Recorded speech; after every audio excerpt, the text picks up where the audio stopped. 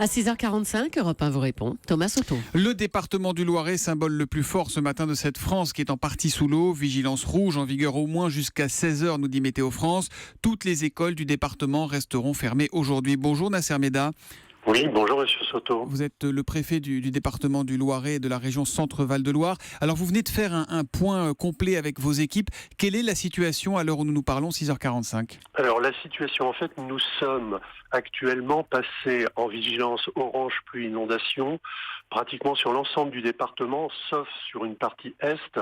Sur les tronçons, il y a 2 cours d'eau qui sont encore en vigilance rouge, le Loing et l'Ouane. D'accord. On constate une diminution importante depuis hier soir des précipitations avec des pluies faibles et espacées.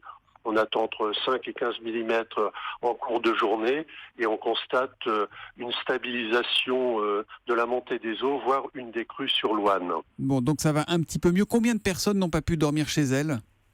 Il y a 200 personnes qui étaient sur le tronçon de la 10, essentiellement des routiers qui ont souhaité rester dans la cabine de leur poids lourd, bien entendu avec une surveillance de la part des services de l'État. Donc c'est leur choix, hein, ce ne sont pas des sinistrés de la route, c'est leur choix de rester dans la cabine. Non, pas du tout. En fait, il y avait dans la journée 500 naufragés de la route. Les 500 naufragés, on est allé les chercher avec des camions militaires. 300 ont accepté de monter pour être accueillis dans 2 centres que nous avons ouverts sur Orléans. Et il y a 200 routiers qui ont souhaité rester dans leur cabine. Donc il n'y a aucun naufragé de la route depuis hier en fin de journée. Est-ce qu'on sait déjà ce que vont devenir les personnes qui ont dû dormir loin de chez elles, dans des gymnases ? Est-ce qu'elles vont pouvoir rentrer chez elles ? Je vais les retrouver tout à l'heure. Elles sont 300 personnes sur 2 centres d'accueil.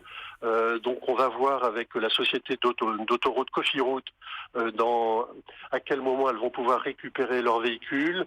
On va devoir également, bien entendu, nettoyer l'autoroute A10.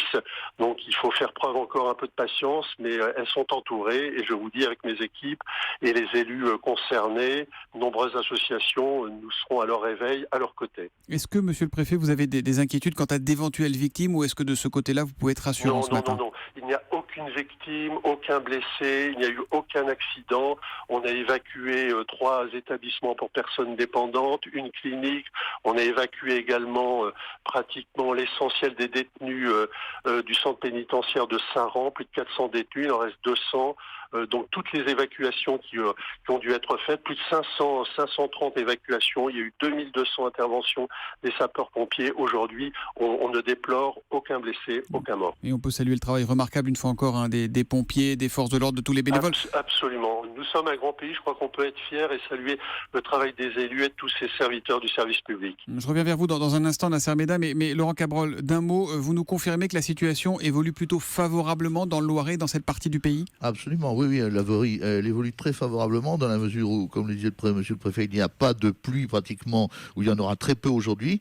Malheureusement, je disais, demain, les pluies vont reprendre. Alors, elles vont reprendre uniquement pour 24 à 36 heures et ce sera encore un nouveau point difficile à franchir. Mais ensuite, vraiment, définitivement, il n'y aura plus de pluie dans ce secteur. Nasser Meda, il n'y aura pas d'école aujourd'hui, il n'y aura pas d'examen non plus là où c'était prévu. Est-ce que ça devrait reprendre demain tout ça ou pas ? Oui, en fait, j'ai pris en liaison étroite avec le rectorat un arrêt de suspension des cours, ce qui permet notamment aux élèves qui sont internes de pouvoir passer les épreuves du baccalauréat.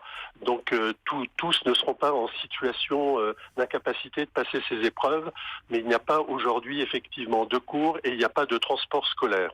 Est-ce que vous avez déjà connu pareille situation dans le département, dans le Loiret ? Vous avez déjà vu ça ? Pas à ce niveau-là, et notamment, on l'a dit hier, s'agissant du Loing, là c'est une crue centenale. On a dépassé la dernière crue. C'est la première fois où on a un tel niveau de montée des eaux. Alors le Loing, c'est un affluent de la Seine, Laurent Cabrol. Est-ce que ça veut dire qu'il y a une vraie inquiétude pour la Seine, sachant que les quais de Seine ont déjà les pieds dans l'eau aujourd'hui ? Oui, mais il n'y a pas d'inquiétude majeure. J'ai interrogé les spécialistes en matière d'inondation justement de Paris, puisqu'on craint toujours cette inondation dans le mode 1910.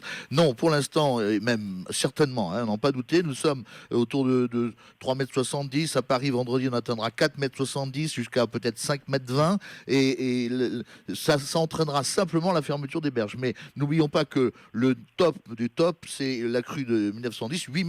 Donc vous voyez, nous sommes très loin des 8,62 m. Donc tout le monde me dit, pas d'inquiétude en ce qui concerne Paris et débordement de la Seine. Nasser Méda, dernière question, quels sont les conseils de prudence que vous donnez, qu'il faut peut-être rappeler ce matin encore? On va surtout éviter de prendre son véhicule si on le peut. Et comme l'a dit M. Cabrol à l'instant, c'est vrai qu'il va y avoir un nouvel épisode pluvieux jeudi. Donc jusqu'à vendredi, la plus grande vigilance, éviter de prendre son véhicule. Et on peut espérer qu'à compter du week-end, on va revenir à une situation normale. Merci beaucoup Nasser Méda, préfet du département du Loiret et de la région Centre-Val de Loire, d'avoir été en direct sur Europe 1 ce matin avec des nouvelles donc plutôt rassurantes.